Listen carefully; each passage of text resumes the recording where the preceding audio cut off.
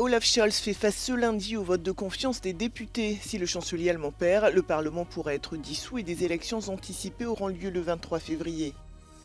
Le Premier ministre irlandais Simon Harris a qualifié de profondément regrettable la décision d'Israël de fermer son ambassade à Dublin.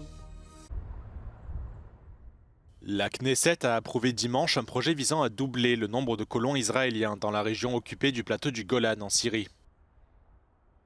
Environ 31 000 Israéliens vivent actuellement dans des colonies considérées comme illégales au regard du droit international sur le plateau du Golan, dans une zone capturée par Israël lors de la guerre des 6 jours de 1967. Les États-Unis, durant le premier mandat de Donald Trump, sont le seul pays à avoir reconnu l'annexion de cette région, décrétée par Israël en 1981. L'annonce de ce projet de développement démographique intervient une semaine après la chute spectaculaire du président syrien Bachar el-Assad. Lors d'une allocution télévisée, le Premier ministre israélien Benjamin Netanyahou a déclaré qu'Israël ne cherchait pas à entrer en conflit avec la Syrie. אין לנו עניין להתעמת עם סוריה. אנחנו נקבע את מדיניות ישראל כלפי סוריה לפי המציאות המתהווה בשטח. אני מזכיר שבמשך עשרות שנים סוריה הייתה מדינת אויב אקטיבית לישראל. היא תקפה אותנו שוב ושוב, היא אפשרה לאחרים לתקוף אותנו משטחה, היא אפשרה לאיראן לחמש את חיזבאללה דרך שטחה. Depuis que les groupes rebelles ont mis fin aux 24 ans de règne de Bachar al-Assad en prenant le contrôle de Damas, Israël a mené des centaines de frappes aériennes sur le territoire syrien. Les autorités affirment que ces bombardements visent à détruire des dépôts d'armes pour éviter qu'ils ne tombent entre les mains de leurs ennemis. Mais ces frappes ont été fermement critiquées par le dirigeant de facto de la Syrie, Ahmed al-Shara, qui a déclaré qu'elle franchissait les lignes rouges et risquait d'aggraver les tensions au Moyen-Orient. La course contre la montre pour sauver les habitants se poursuit à Mayotte après le passage meurtrier du cyclone Chido sur l'archipel.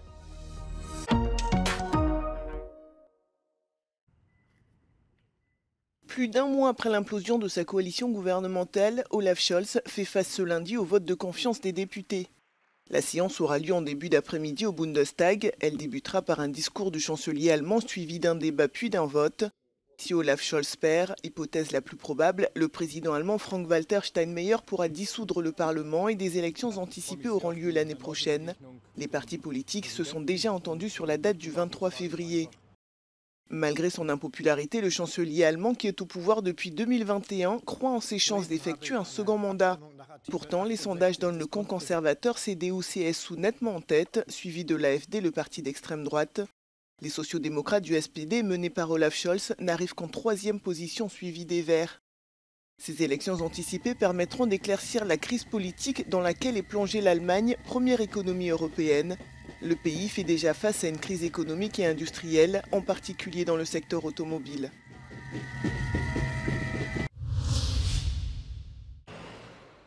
Le Premier ministre irlandais Simon Harris a qualifié de profondément regrettable la décision d'Israël de fermer son ambassade à Dublin. Mais il a également déclaré que son gouvernement ne changerait pas de position sur la manière dont la guerre à Gaza est menée. Israël a annoncé dimanche la fermeture de sa mission dans la capitale irlandaise en raison de ce que les autorités ont qualifié de politique anti-israélienne extrême.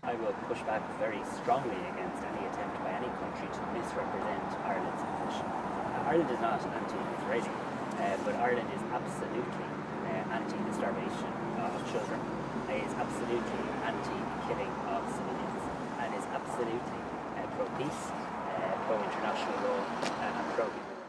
Depuis le début de la guerre à Gaza en octobre 2024, les relations entre les deux pays se sont détériorées. Israël avait rappelé son ambassadeur à Dublin après que l'Irlande, aux côtés de la Norvège, de l'Espagne et de la Slovénie, ait annoncé qu'elle reconnaîtrait un État palestinien. Pendant ce temps, les forces israéliennes continuent de frapper le nord de Gaza, largement isolé, alors que le nombre de morts palestiniens approche des 45 000. Dimanche, une frappe aérienne a touché une école dans la ville de Beit Hanoun et a tué au moins 15 personnes, selon l'hôpital situé à proximité où les victimes ont été transportées. Dans la ville de Gaza, au moins 17 personnes ont été tuées dans 3 frappes aériennes qui ont touché des maisons abritant des personnes déplacées. La Knesset a approuvé dimanche un projet visant à doubler le nombre de colons israéliens dans la région occupée du plateau du Golan en Syrie. Environ 31 000 Israéliens vivent actuellement dans des colonies considérées comme illégales au regard du droit international sur le plateau du Golan, dans une zone capturée par Israël lors de la guerre des 6 jours de 1967. Les États-Unis, durant le premier mandat de Donald Trump, sont le seul pays à avoir reconnu l'annexion de cette région, décrétée par Israël en 1981. L'annonce de ce projet de développement démographique intervient une semaine après la chute spectaculaire du président syrien Bachar al-Assad. Lors d'une allocution télévisée, le Premier ministre israélien Benjamin Netanyahou a déclaré qu'Israël ne cherchait pas à entrer en conflit avec la Syrie. אין לנו עניין להתעמת עם סוריה. אנחנו נקבע את מדיניות ישראל כלפי סוריה לפי המציאות המתהווה בשטח. אני מזכיר שבמשך עשרות שנים סוריה הייתה מדינת אויב אקטיבית לישראל. היא תקפה אותנו שוב ושוב, היא אפשרה לאחרים לתקוף אותנו משטחה, היא אפשרה לאיראן לחמש את חיזבאללה דרך שטחה. Depuis que les groupes rebelles ont mis fin aux 24 ans de règne de Bachar al-Assad en prenant le contrôle de Damas, Israël a mené des centaines de frappes aériennes sur le territoire syrien. Les autorités affirment que ces bombardements visent à détruire des dépôts d'armes pour éviter qu'ils ne tombent entre les mains de leurs ennemis. Mais ces frappes ont été fermement critiquées par le dirigeant de facto de la Syrie, Ahmed al-Shara, qui a déclaré qu'elle franchissait les lignes rouges et risquait d'aggraver les tensions au Moyen-Orient.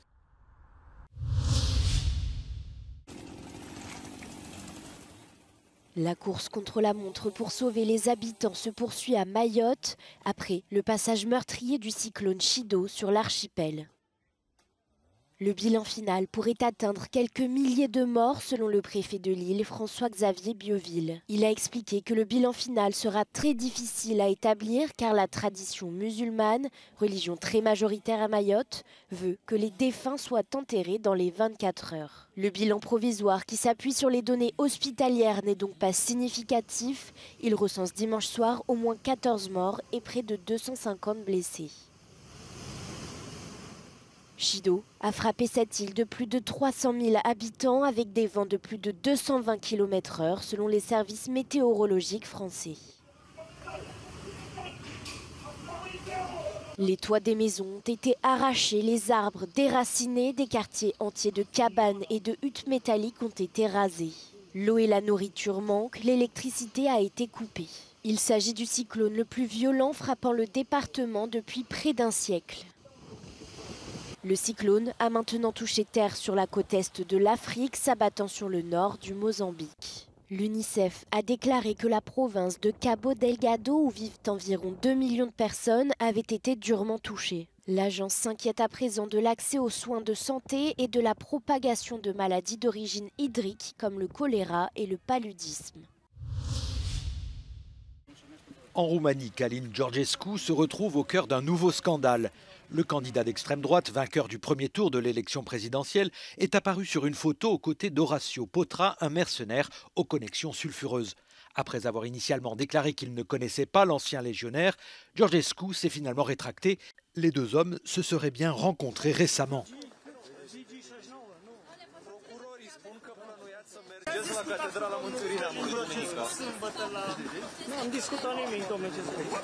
La rencontre entre les deux hommes aurait eu lieu dans un ranch où Călin Georgescu prenait des cours d'équitation.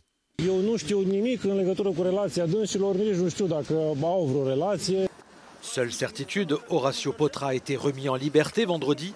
Il fait l'objet d'une enquête pour délit de port d'armes et de munitions, ainsi que pour incitation publique à des rassemblements illégaux. Ce procureur en explique les circonstances. În urma cercetărilor s-a stabilit că noaptea de 7 spre 8 decembrie, inculpații împreună cu alte persoane s-au deplasat spre municipiul București, având asupra lor arme albe, arme de foc, precum și importante sume de bani, laptopuri, medii de stocare și o dronă, despre care se presupune că urmau a fi folosite pentru instigarea persoanelor la săvârșirea de infracțiuni, la o întrunire publică neautorizată și pentru recompensarea acestora. Orice ar fi fost o chestie să facă rău populației României, asta e clar. Adică nu vii cu atâtea arme în București, unde știi că oamenii protestează și ar putea să pice victime ca să nu le faci rău. Sunt sigură că ar fi țintit tinerii care erau împotriva lui Călin Georgescu, așa că e clară legătura. E o chestie politică, care vor să îl denigreze pe Călin Georgescu. Bănuiesc că unul din ei organizează sau a organizat ce s-a întâmplat și instigarea la protest și așa. Autre fait troublant, Horacio Potra, un ancien de la Légion étrangère française, possède une entreprise qui recrute des soldats pour combattre en Afrique. Lors de perquisitions, la police et les procureurs auraient retrouvé et confisqué aux mercenaires 1,7 million de dollars en espèces et 500 000 euros.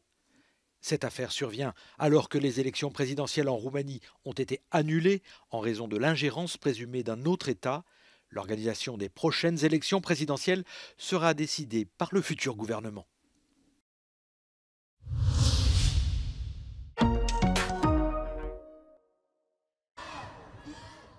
Déguisés en Père Noël, ces milliers de manifestants se sont lancés dimanche dans une course dans les rues de Pristina. Un marathon annuel dans la capitale du Kosovo, organisé depuis près de 10 ans par une association dont le but est de soutenir les enfants hospitalisés. Près de Paris aussi a eu lieu une course de Père Noël sous les regards d'enfants impatients.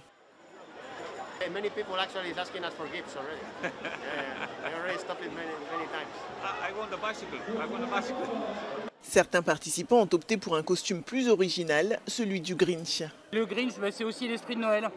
Mais à la fin, l'histoire se termine bien. C'est un Grinch gentil quand même. C'est pas le Grinch méchant.